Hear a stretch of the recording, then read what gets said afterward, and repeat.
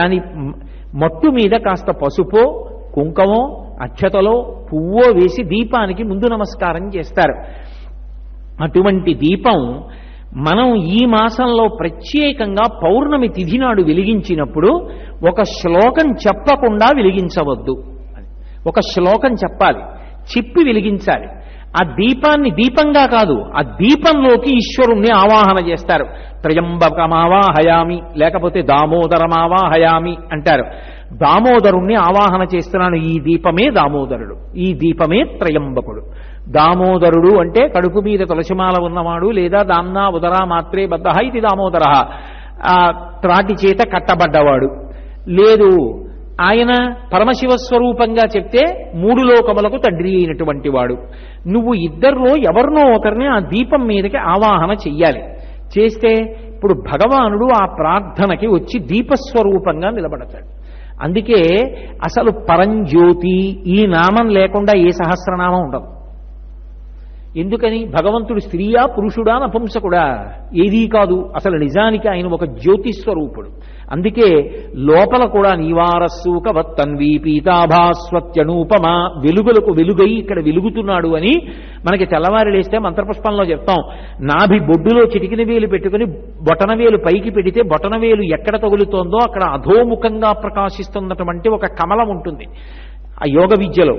అది దాని చివర ఒక చిన్న కేంద్రం కాంతి వెలుగుతుంటుంది. దాని మధ్యలో చిన్న రూపంతో పరమేశ్వరుడు ప్రకాశిస్తూ ఉంటాడు. అప్పుడు దానికి ఏం రూపం లేదు.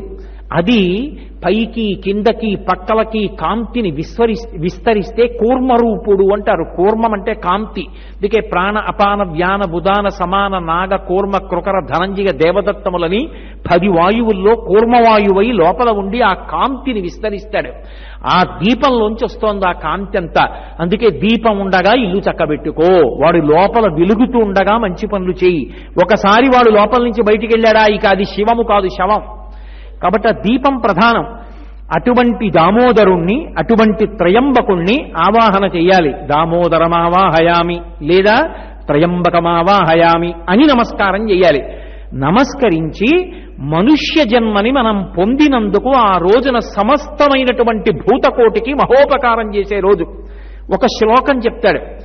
కీటాపతంగాహమశకాశ్చ వృక్షాః జలే స్థలే ఏ నివసంతి జీవాః దృష్ట్వా ప్రదీపం నచ జన్మభాగినః భవంతి త్వం శ్వపచాహి విప్రాః అని చెప్పాలోసారి అంతటా చూసి నమస్కారం చెయ్యాలి.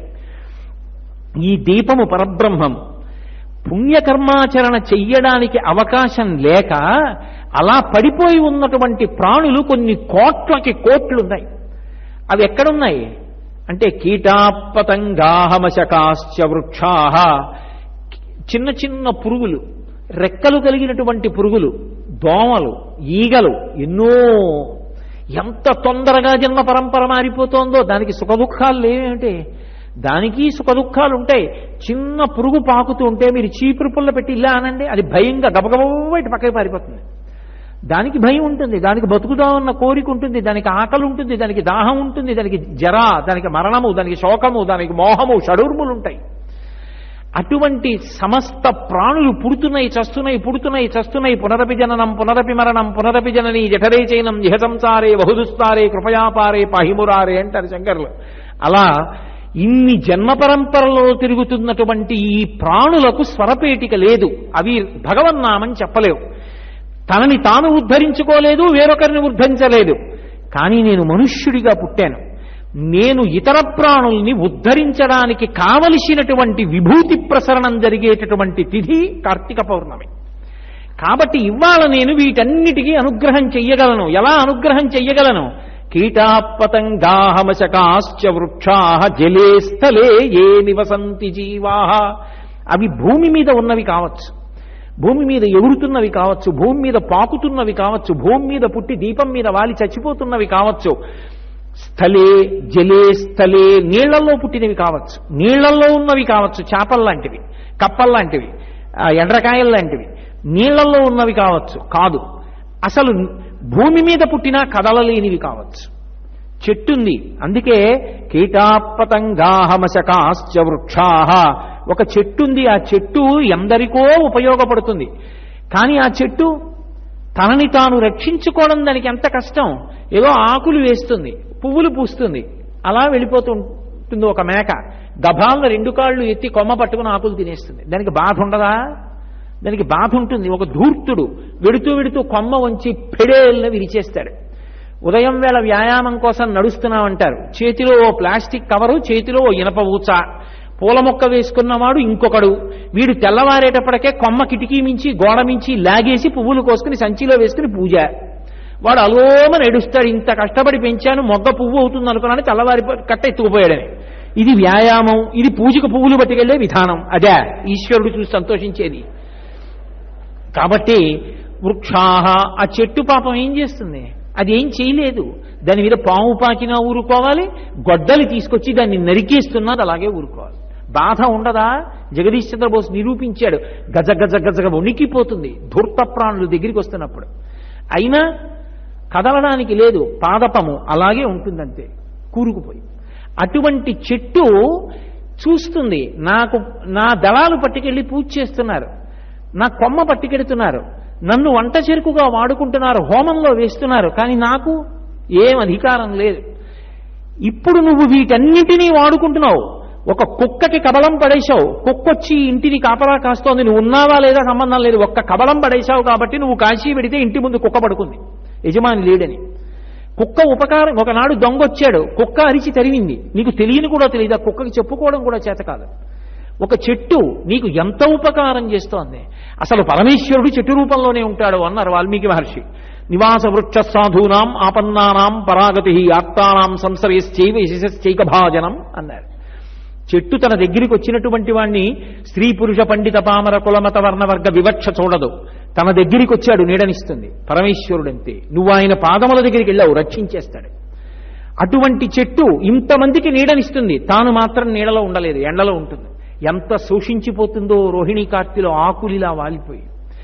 అటువంటి చెట్టు వల్ల ఇన్ని ఉపకారాలు పొందావు. నువ్వు చెట్టుకు ఉపకారం నీళ్లు పోయడం కాదు, ఆ జీవుడు తరించాలి. అందులో ఉన్న జీవుడు వాడు ఉన్నాడు లోపల, వాణ్ణి తరింపచేసే అవకాశం వచ్చేది ఒక్క కార్తీక పౌర్ణమి నాడు. ఆ రోజున మనుష్యుడిగా పుట్టిన ప్రతివాడు సమస్త భూతములకు ఉపకారం చెయ్యగలడు. అది నాకు కావాలని అడిగారు పెద్దలు. అందుకే దశమస్కంధంలో మాలాకారుడు అంటాడు, నీపాద కమల సేవయు నీపాదార్చకులతోడి నెయ్యము నితాంతాపార భూతదయయు తపసమందార నాకు దయసేయగదే అంటాడు. మనుష్య శరీరంతో ఉన్నందుకు సమస్త భూతములకు నువ్వు ఉపకారం చెయ్యగలిగినటువంటి పరమ పవిత్రమైన రోజు ఏది అంటే కార్తీక పౌర్ణమి. ఆ రోజు దీపం వెలిగిస్తే ఈ శ్లోకాన్ని మనం తప్పకుండా చెప్పాలి. కీటాపతంగాహమశకాశ్చ విప్రాహ జలే స్థలే ఏ నివసంతి జీవాహ. అది నీళ్లలో ఉందా భూమి మీద ఉందా అనవసరం. ఆ జీవులన్నీ కూడా దృష్ట్వా ప్రదీపం నచ జన్మభాగినః, ఈ దీపం వంక అవి చూస్తున్నాయి. అవి చూసిన కారణం చేత ఇక అవి జన్మను పొందకుండుగాక. ఆ రోజుకున్న ప్రాధాన్యత అటువంటిది. నేను మీతో చెప్పాను కదా, కాలంలో ఒక రోజు ఉండేటటువంటి ఆ భగవంతుని యొక్క అనుగ్రహ శక్తిని లెక్క కట్టగలగడం ఋషికి మాత్రమే సాధ్యం, మనకి సాధ్యం కాదు. నేను ఈ మాట అంటే అలా ఎలా సాధ్యం అని మీరు అనుకోవచ్చు. తుమ్ములు నాకు వస్తాయి, దగ్గు నాకు వస్తుంది, జ్వరం నాకు వస్తుంది, కానీ ఏ సూక్ష్మక్రిములు నాలోకి ప్రవేశించి నా రక్తంలో కలిసిపోయి తిరుగుతున్న కారణం చేత నాకు జలుబు దగ్గు జ్వరము అనబడేటటువంటి అనారోగ్యం సంక్రమించి నేను బాధపడుతున్నానో తెలుసుకున్నటువంటి వైద్యులు కేవలం రక్తాన్ని పరీక్షించి మళ్లీ ఇటువంటి ఔషధం లోపలికి వెడితే రక్తంలో ఉన్న సూక్ష్మాంగ జీవులు మరణించి స్వస్థత కలుగుతుందని నిర్ణయించి ఔషధాన్ని ఇస్తున్నాడు. నీకున్నది శ్రద్ధ ఒకటే. వైద్యుడు ఇచ్చాడు, పుచ్చుకుంటున్నావు, అంతేగాని అయ్యా నాకు పడిశం పట్టడానికి దగ్గు రావడానికి జ్వరం రావడానికి ఏ సూక్ష్మాంగ జీవులు నాలో ప్రవేశించాయి, రక్తంలో ఎంత సంఖ్యలో వృద్ధి పొందుతున్నాయి, మీరు ఇచ్చినటువంటి ఔషధం లోపలికి ఎలా వెడుతుంది, యుద్ధం ఎలా జరుగుతుంది, అవి ఎలా మరణిస్తాయి, ఇది ఎలా నిలబెడుతుంది, నేను ఎందుకు దీని నుంచి ఉపశాంతి పొందుతాను, ఇవన్నీ వైద్యుడు నీకు చెప్తాడా? చెప్పక్కర్లేదు, నమ్మకం అంతే. వైద్యుడి దగ్గరికి వెళ్ళి ఔషధం ఇచ్చాడు, వేసుకున్నాడు. ఋషి విషయంలో ఔషధం అంతే. ఋషి చెప్పాడు, నమ్మడం ఈ జాతి యొక్క లక్షణం. ఒకనాడు తిరగబడి ప్రశ్నించడం లేదు, అది శ్రద్ధ. సా శ్రద్ధ గదితా సిద్ధి యా వస్తూపలభ్యతే. అలాగని మౌఢ్యంగా ఆచరించమని చెప్పలేదు, అడిగిన వాడికి ఋషి చెప్పాడు, అందుకు ఉపనిషత్తు వచ్చింది. కాబట్టి కాలమునందు ఆ సమయంలో మనుష్యుడు ఇతర భూతములకు మహోపకారము చెయ్యగలడు. ఒక్క కార్తీక పౌర్ణమి నాడు ఆ శక్తి మనుష్యుడికి పటమరిస్తుంది. అందుకని ఉపయోగించు. లేనినాడు మనుష్య జన్మ నిరర్థకమైపోతోంది. నువ్వు ఎవరికీ పనికి రాకుండా పోతే, ఆ శరీరాన్ని పొంది దీపం పెట్టకపోతే, చుట్టుపక్కల ఏ భూతానికి ఉపకారం చెయ్యనప్పుడు ఇతర భూతముల చేత ఉపకారం పొందేటటువంటి అదృష్టం నీకెలా పడుతుంది? అది కృతజ్ఞతా దోషం కిందకి ఎడుతుందా లేదా?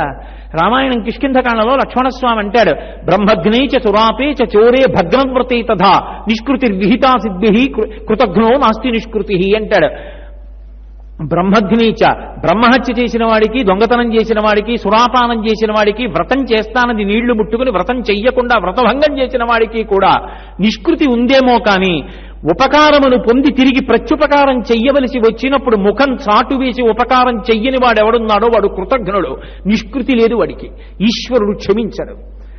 మనం కూడా మహోపకారం చెయ్యవలసినటువంటి సమయంగా ఋషులు లెక్కపెట్టినది ఏది అంటే కార్తీక పౌర్ణమి. అందుకే దానికి అంత శక్తివంతం ఆ తిథి.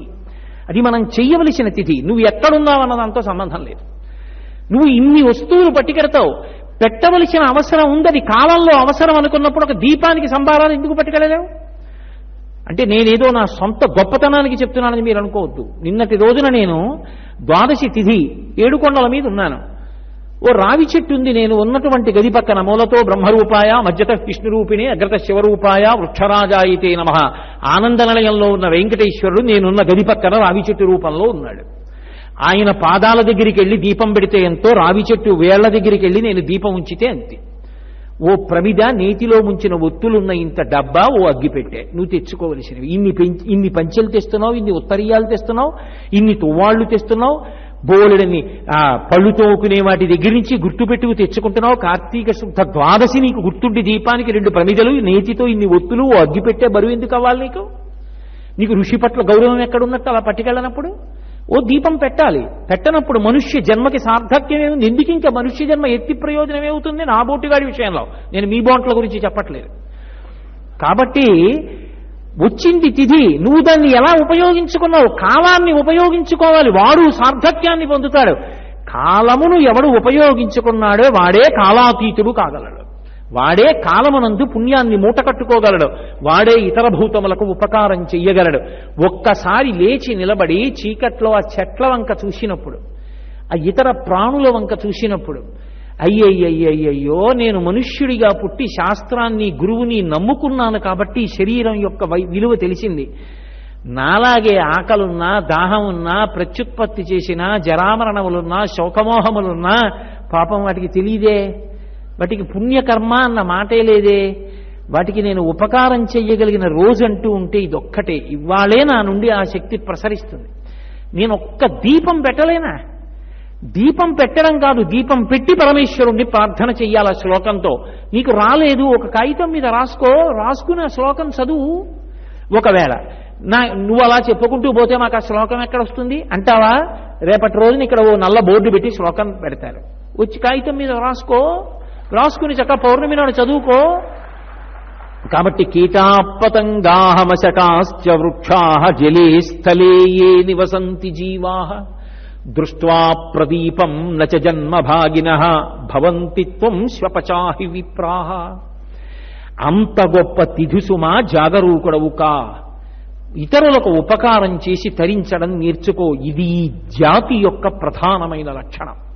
శ్రీరామాయణంలో సుందరకాండలో స్వామి హనుమ వెళ్ళిపోతుంటే మైనాక పర్వతం సముద్రంలోంచి పైకి లేచి అంటుంది, నేను పైకొస్తే ఇంద్రుడు నా రెక్కలు తరిగేస్తాడు నాకు తెలుసు. అయినా నేను పైకి ఎందుకు వచ్చానో తెలుసా? విపత్యమమ శృంగేషు విశ్రమస్వ యథాసుఖం. కాసేపు నా శిఖరముల మీద తిగి ఇంత తేనె తాగి 2 పళ్ళు తిని విశ్రమించి వెళ్ళవయ్యా హనుమ. ఎందుకు అడుగుతున్నానో తెలుసా? నా రెక్కలు తరిగేసినా సరే ఇంద్రుడు. కృతీచ ప్రతికర్తవ్యం దేశధర్మ సనాతన. ఎంత గొప్ప మాట అండి! ఋషివాక్కు ఋషివాక్కే. కృతీచ ప్రతికర్తవ్యం, ఉపకారము చేసిన వాడికి ప్రత్యుపకారము చెయ్యడము. ఏష ధర్మ సనాతన. హిందూ మతము ఇది కాదు అసలు ఈ ధర్మానికి పేరు. హిందూ మతం అన్న పేరు అన్వయం కాల, సనాతన ధర్మము దీని పేరు. దీని పేరేమి? సనాతన ధర్మము. ఎప్పుడుంది? ఈశ్వరుడు ఎప్పుడో అప్పుడుంది ఈ ధర్మం కూడా. అందుకే వేద ధర్మం. వేదం ఎప్పుడుంది? ఈశ్వరుడు ఎప్పుడున్నాడో అప్పుడుంది. వేదం అంటే ఆయన మాట ఎప్పుడు ఉంటుంది? ఊపిరి ఉంటే ఉంటుంది. నేను మాట్లాడాలి. ఏది ఆధారం? ఊపిరి తీస్తే మాట్లాడాలి. ఊపిరి తీస్తూ మాట్లాడండి కోటేశ్వరారంటే సంభవం కాదు. ఊపిరి తీసిన తరువాత తీసిన ఊపిరిని వాక్కుగా మార్చాలి. ఈశ్వరుడు కూడా వేదాన్ని చెప్పాడు. అంటే ఇలా బ్రతకండని మాట చెప్పాడు. ఇప్పుడు ఆ మాట ఎక్కడి నుంచి వచ్చింది? ఆయన ఊపిరి వాక్కుగా మారింది. ఊపిరికి వ్యక్తికి అభేదం. నాకు నా ఊపిరికి భేదం ఉంటుందా? ఉండదు. ఊపిరి ఉన్నంత కాలం నేనున్నాను, ఊపిరి లేకపోతే నేను లేను. యావత్ పవనో నివసతి దేహే తావత్ పృచ్చతి కుశలంగేహే గతవతి వాయౌ దేహాపాయే భార్యా బిబ్బతి తస్మిన్ కాయే అంటారు శంకర భగవత్పాదులు. ఈశ్వరుడి ఊపిరికి ఈశ్వరుడికి అభేదం. అప్పుడు వేదం ఎప్పుడుంది? ఈశ్వరుడు ఎప్పుడున్నాడో అప్పుడుంది. అది అపౌరుషేయం, ఒకళ్ళు రాయలేదు, ఆయన ఇచ్చాడు. ఋషులు ద్రష్టలై విన్నారు. శృతి చెవి ప్రధానంగా స్వరంతో పరంపరాగతంగా శిష్యుల ఒకళ్ళ నుంచి ఒకరికి, ఒకరి నుంచి ఒకరికి అలా స్వరప్రధానంగా కొనసాగి వెడుతోంది.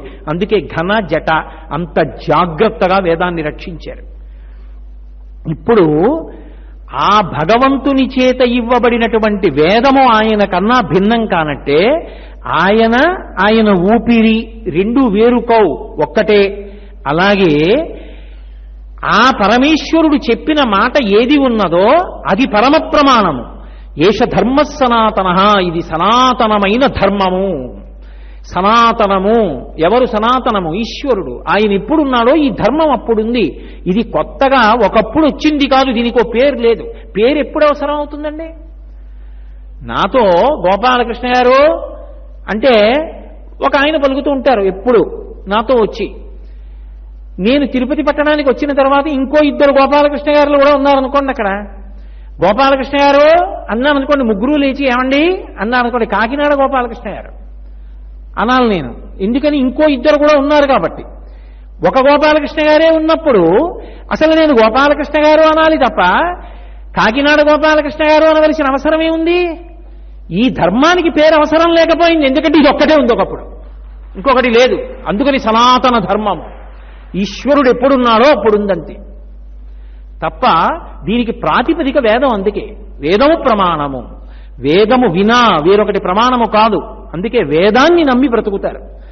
అటువంటి దాంట్లో ఏష ధర్మ సనాతన, అది ఋషివాక్కు. ఇది సనాతనమైనటువంటి ధర్మమయ. ఏది సనాతనమైన ధర్మము? కృతీచ ప్రతికర్తవ్యం. ఉపకారము చేసిన వాడికి ప్రత్యుపకారం చెయ్యడం ఈ సనాతన ధర్మం యొక్క జీవగర్ర. నువ్వు ఈ సమస్త భూతముల నుండి ఉపకారం పొందుతున్నావు. మనుష్యుని యొక్క జన్మయందు ఒక విశేషం ఉంటుంది. ఒక గాడిద ఉందనుకోండి, బరువులు మోయడానికి ప్రసిద్ధి. ఒక గుర్రం ఉందనుకోండి, దౌడు తీసి కొండలెక్కుతుంది. ఒక కుక్క ఉందనుకోండి, విశ్వాసంతో ఒక ఇంటిని కాపలా కాస్తుంది. ఒక చామరీ మృగం ఉందనుకోండి, దాని తోకలోంచి వచ్చిన వెంట్రుకలు కుచ్చుకట్టి ఈశ్వరుడికి ఇలా చూపించి ఒక్కసారి సేవ చేస్తే అలసట తీరుతుంది. ఒక నెమలి ఉందనుకోండి, పింఛం విప్పి నృత్యం చేస్తుంది. ఒక పావు ఉందనుకోండి, పడగ విప్పి ఆడుతుంది. ఒక రామచిలుక ఉందనుకోండి, పలుకులు నేర్పితే పలుకుతుంది. ఒక మనుష్యుడున్నాడనుకోండి, తనకిచ్చిన విభూతి కాదు, అన్ని జీవుల విభూతిని తనకి వాడుకుంటాడు. ఏనుగు దంతాన్ని పీకి ఇంట్లో పెట్టుకుని అనుభవిస్తాడు. గుర్రం మీద ఎక్కి కూర్చుని దాని దౌడు ఆధారంగా తాను లక్ష్యాన్ని చేరుతాడు. ఒక గాడిదని తీసుకొచ్చి బరువు దాని మీద పెట్టి తాను చేతులు ఊపుకుంటూ నడుస్తాడు. ఒక కుక్కని పెంచి ఊళ్ళో లేనప్పుడు తన ఇంటిని చోరుల నుంచి రక్షించుకుంటాడు. ఒక నెమలిని తెచ్చి ఇంట్లో పెట్టుకుని ఆ నెమలి నృత్యం చేస్తుంటే తాను సంతోషిస్తాడు. ఒక పక్షి ఎగిరినట్టు విమానంలో తాను ఎగురుతాడు. ఒక చేప నీటిలో వెళ్ళినట్టు తాను ఓడలో నీటిలో వెడుతున్నాడు. ఇన్ని ప్రాణుల యొక్క విభూతిని తన యొక్క సుఖానికి మనుష్యుడు వాడుకుంటున్నాడు. వాడుకుంటున్నవాడు మిగిలిన భూతాలకు ఉపకారం చేయవలసిన అవసరం లేదా? ప్రత్యుపకారం చెయ్యొద్దా? అలా ప్రత్యుపకారం చెయ్యాలని ఆర్తి పొందితే దానికి ఆలంబనమే కార్తీక పౌర్ణమి. ఆనాడు నేను ఈ జన్మ ఎత్తినందుకు ఇన్నిటి ఉపకారాన్ని నేను పొందితే వాళ్ళకి నేను ఉపకారం చెయ్యాలి. అది దీపం. నాలో పొందినటువంటి భావన బయట ప్రకాశిస్తే నేను ప్రార్థన చేసి అడిగితే నాకు కంఠం ఉంది కాబట్టి ఆనాడు ఆ పౌర్ణమి విశేషమైనటువంటి పౌర్ణమి. కాదు అంటే దాని ఉద్దేశం నీ చెప్పింది కాదు అని కాదు, అంతేకాదు అని అన్వయం చేసుకోవాలి. అంతేకాని కాదు అంటే కాదు అని అర్థం చేసుకోకూడదు. జ్వాలాతోరణం ఉత్సవం. జ్వాలాతోరణం ఎందుకు చెయ్యాలి? నమ శివాభ్యాం అశుభాపహాభ్యాం అని పేరు. అది పరమశివుడు అంటారా విష్ణు అంటారా? తత్వమునందు ఇద్దరి యొక్క లక్షణం ఒకటే. ఆపదామపహర్తారం దాతారం సర్వసంపదాం. ఆపద వస్తున్నప్పుడు మనకి తెలియదు ఆపద వస్తోందని. ఆపద కల్గుటకి విచిత్రమో అంటాడు భీష్మాచార్యుల వారు భాగవతంలో. మనకి తెలియకుండా ఉపద్రవం ముంచుకొస్తుంది. ముంచుకొచ్చి నా దగ్గర ఉన్నటువంటి ఉపకరణముల చేత నేను తప్పించుకోలేకపోతే దాన్ని ఆపద అని పిలుస్తారు. నేను 1000 రూపాయలు కావలసి వచ్చాయనుకోండి, గబగబా వెళ్ళి బ్యాంకు మూసేసిన ఏటీఎం కార్డు మీద 1000 రూపాయలు తెచ్చుకోగలను. నేను అలా నడిచి వెళ్ళిపోతుంటే గభాల్లో ఓ త్రాచుపా వచ్చి పడగ విప్పింది అనుకోండి, నేను ఎలా తప్పించుకుంటాను? ఇప్పుడు తప్పించుకోవడానికి అయ్యా నేను ఉపన్యాసం చెప్పానండి, నేను ఏదో ధర్మం కోసం పాటుపడాలనుకుంటున్నానండి, నేను ఎప్పుడూ ఎవరి జోలికి వెళ్ళలేదండి, లేకపోతే నేను ఇంత చదువుకున్నానండి, లేకపోతే ఇదిగో నేను ఈ ఉద్యోగం చేస్తున్నానండి, నాకింత డబ్బు ఉందండి, మీరు ఏం పట్టుకొచ్చి పెడితే పాము ఆగుతుంది? ఆగదు. కానీ పాము ఇలా పడగ విప్పితే దాని పడగ కింద మీ పాదం ఉండగా ఇలా చూసినటువంటి పాము పాదాన్ని కొట్టకుండా వెనక్కి పడగ తీసి దింపి వెళ్ళిపోవాలంటే అప్పుడు ఈశ్వరానుగ్రహం ఉండాలి. అదొక్కటే తరుణోపాయం. అందుకని మన ప్రయత్నం చేత మనం తప్పుకోలేనిదేదో అది ఆపద. అద్భుతంగా వర్ణిస్తారు భాగవతంలో. ఉపపాండవులు 5 ఒక్కసారి చచ్చిపోయారు. ఒక్క రాత్రి చంపేశాడు అశ్వత్థామ. ఏడిచింది పాపం ద్రౌపదీదేవి. ఉద్రేకంబునరారు శస్త్రధరులై యుద్ధావనింలేరు కించి ద్రోహంబును నీకు చేయరు బలోచ్చేకంబునం చీకటిన్ భద్రాకారుల చిన్ని పాపల రణ ప్రౌఢ క్రియాహీనులన్ నిద్రాసక్తుల సంహరింపనకట నీ చేతులు ఇట్లాడెనో అని ఏడిచింది. 5గురిని చంపేశాడు. ఈ మాట భీష్మాచార్యుల వారికి చెప్పారు. ఆయన అంపశయ్య మీద ఉన్నాడు. మహాత్ముల మాటలు మహాత్ముల మాటలే. ఆయన అన్నాడు, రాజట ధర్మజుండు సురరాజసుటుండట ధన్వి శాస్త్రవోద్దీజకమైన దాండీవము విల్లుయట సారథి సర్వభద్ర సంయోజకుడైన చక్రియట ఉగ్రగదాధరుండు భీముడయ్యాజికి తోడువచ్చునట ఆపద కల్గుటకి ఏమి చిత్రమో అన్నాడు. ఇప్పుడు దుర్యోధనుడు కాదు పరిపాలిస్తున్నది. దుర్యోధనుడు మడిసిపోయాడు కురుక్షేత్రంలో. ధర్మరాజు గారు ఇప్పుడు గెలిచి ఉన్నాడు, ఆయనది భూమండలం. రాజట ధర్మజుండు తమ్ముడు దేవేంద్రుడు కొడుకు, పట్టుకునేది గాంధీవం అర్జునుడు. వాళ్ళకి సారథి సర్వలోకములకు రక్షణ ఇవ్వగలిగిన కృష్ణ భగవానుడు. సర్వభద్ర సంయోజకుడైన చక్రియట. ఉగ్రగదాధరుండు భీముడయ్యాజికి తోడువచ్చునట. ఎప్పుడూ గదాదండాన్ని ఇలా తిప్పుతూ ఉండేటటువంటి ఉగ్రమూర్తి భీమసేనుడు ధర్మరాజు గారికి తమ్ముడు. 5 కొడుకులు ఒక్క రాత్రి అలా చచ్చిపోయారు. ఆపద కల్గుటకి ఏమి చిత్రము. తప్పించుకోగలిగారా? అది ఆపద. ఆపద గడువం బెట్టన్ ఓపి శుభంబైన దాని నొడగొప్ప అంటారు భారతంలో. నిన్ను చూపే చనీయ మహాత్మా అంటాడు ధర్మరాజు. అది అబ్బా ప్రార్థన అంటే నివేదన అంటే అది. కాబట్టి అదిగో ఆ భగవంతుని యొక్క అనుగ్రహం చేత మాత్రమే ఆపదలు తప్పుతాయి. ఆపద వస్తున్నప్పుడు వస్తోందని మనకి తెలియదు, వచ్చిన తర్వాత తప్పుకోవడం మనకి తెలియదు. ఈశ్వరుడు ఏం చేస్తాడు? భక్తితో ఉన్నవాడి ఆపదని తీసేస్తాడు. దొంగ అంటే మనకి తెలియకుండా చేసేవాడు. మనకి తెలియకుండా చేసేస్తే దొంగతనం అంటారు.